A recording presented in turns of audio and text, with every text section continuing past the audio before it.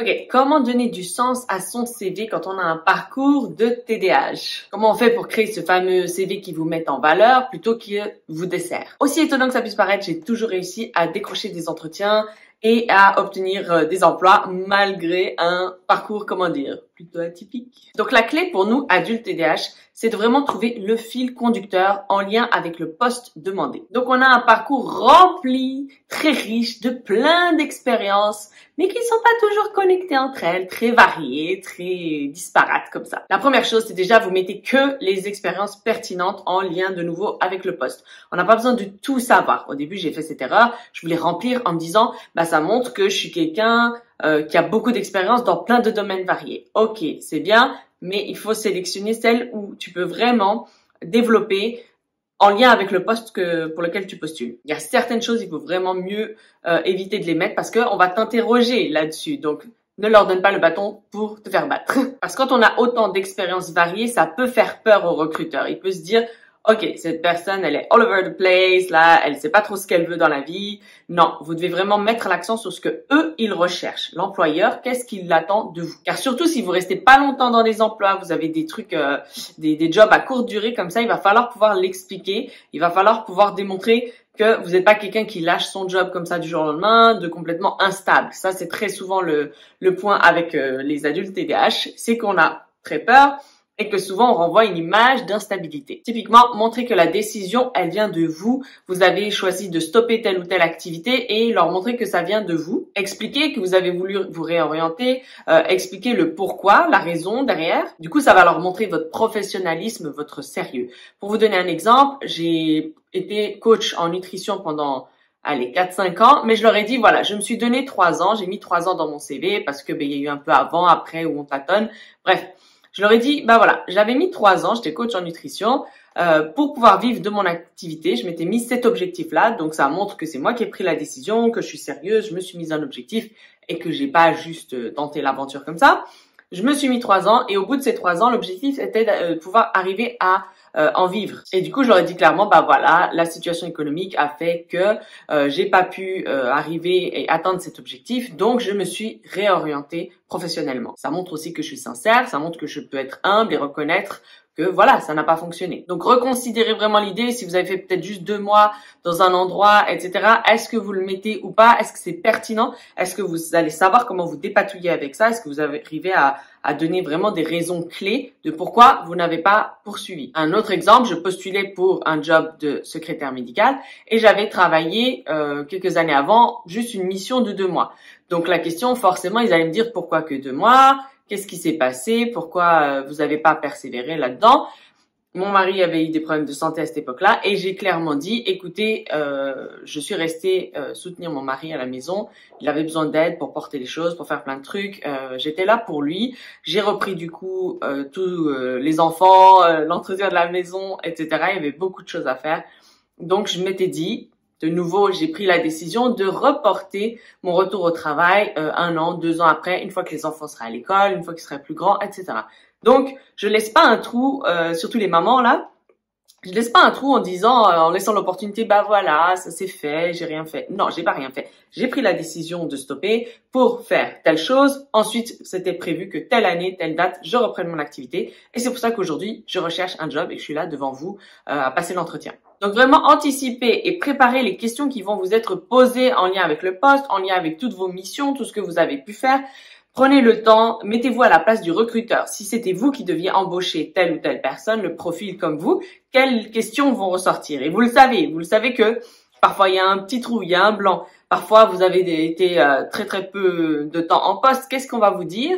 Comment vous faites un lien avec le job? Vraiment épurer votre CV. S'il y a des diplômes, même des choses qui sont vieilles, que vous avez utilisées il y a très longtemps, ne les mettez pas en fait. Ça sert à rien parce que la seule chose, c'est que vous allez devoir vous expliquer pourquoi vous avez changé, encore une fois, d'activité. Si vous utilisez pas ça, si c'est pas pertinent pour le job, enlevez-le, en fait. Il vaut mieux avoir moins de choses, mais que ce soit vraiment clair pour le recruteur qui dit, OK, vous êtes passé de ça à ça, à ça, à ça. Vous avez toutes les réponses sur pourquoi. Vous avez retiré des forces, des expériences. Vous savez comment les expliquer. Il vaut mieux ça que tout mettre dedans.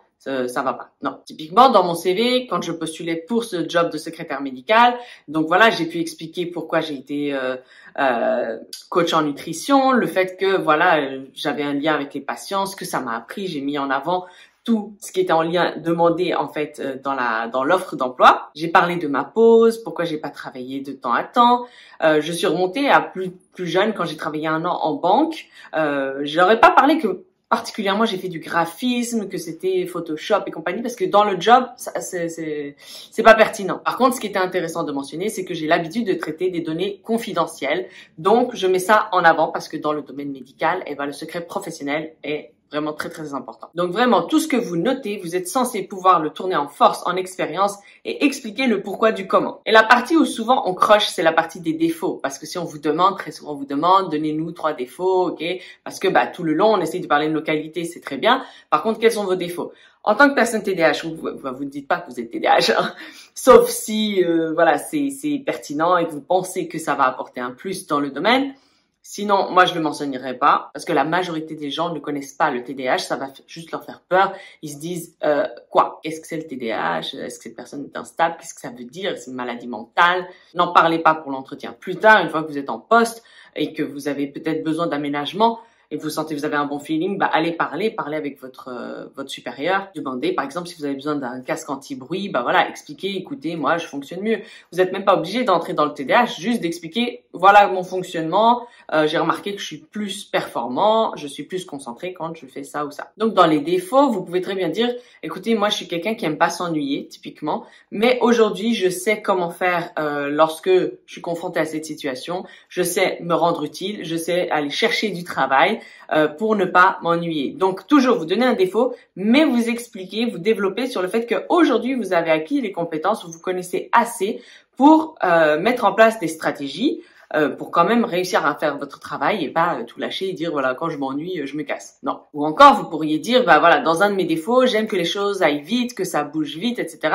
Et on a pu me le reprocher dans le passé, mais aujourd'hui, vraiment, j'ai appris de ça et typiquement, je demande très régulièrement des feedbacks à mon équipe afin de savoir si je suis toujours en harmonie avec le groupe et ensuite, je sais m'adapter pour faire en sorte que tout se passe bien. Et bien sûr, la base, c'est d'arriver confiant, d'avoir confiance en soi, connaître sa valeur, vraiment de s'auto-booster en fait. Parce qu'il va falloir se vendre, il va falloir vraiment bien préparer le rendez-vous, préparer un peu toutes les questions qui pourraient vous déstabiliser. Vous avez une réponse, vous vous décontenancez pas. Et je sais ô combien c'est difficile parce que, encore plus TDAH, on a peur du jugement, on a été jugé, on nous a dit que ça n'allait pas, qu'on était trop ceci, trop cela, pas assez ceci, pas assez cela. Donc souvent, on part déjà avec un peu un sac à dos. Mais l'objectif, ça va être juste avant votre entretien, vous mettre en condition. Vous vous mettez dans votre bulle. Si vous devez écouter une musique, vous répétez, lâchez le CV, remettez-vous dans une ambiance de je suis fort, je vais y aller, je vais tout déchirer. Ils ont besoin de moi, j'ai des qualités, je suis vraiment très bon là-dedans.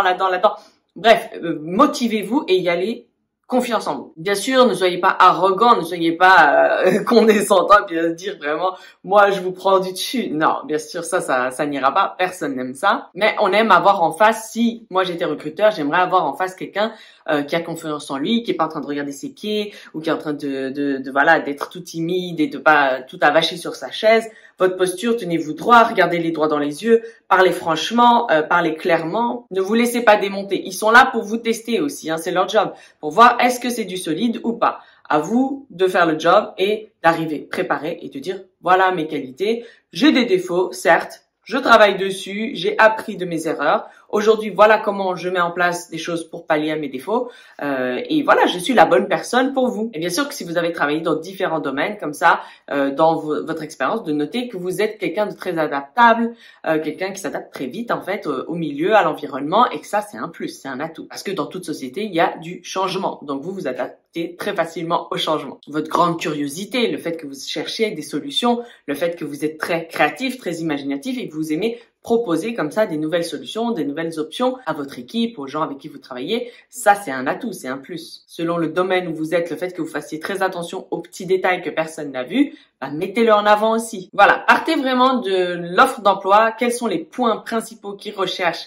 Le recruteur vous met tout dans l'offre. Maintenant, à vous d'adapter complètement vos expériences à ce que eux, ils recherchent et faire un lien. Justement, vous êtes créatif, vous êtes imaginatif, faites des liens, faites des ponts. C'est la formule gagnante pour avoir un entretien qui se déroule bien et qui vous permet d'être embauché par la suite. Donc voilà, c'était important pour moi de vous partager cette vidéo parce que ça a été tout un chemin, tout un parcours entre les débuts quand je postulais et la fin où vraiment j'arrivais à avoir des entretiens qui se passent bien, où j'étais confiante et où j'avais une réponse à tout. Voilà, il fallait absolument que je vous partage ces 2-3 petits tips parce qu'au début, j'ai vraiment galéré. Donc vraiment, n'hésitez pas à partager cette vidéo avec d'autres amis TDAH qui ont un parcours complètement atypique. Likez la vidéo et venez me suivre aussi sur Instagram. Je publie très régulièrement. Tous les jours, vous avez des reels, des tips, des trucs, de la motivation afin qu'ensemble, on soit là. Oui, j'ai un TDAH. Mais now what? Qu'est-ce qu'on en fait maintenant de cette info? On avance. Je vous fais des gros bisous. À bientôt.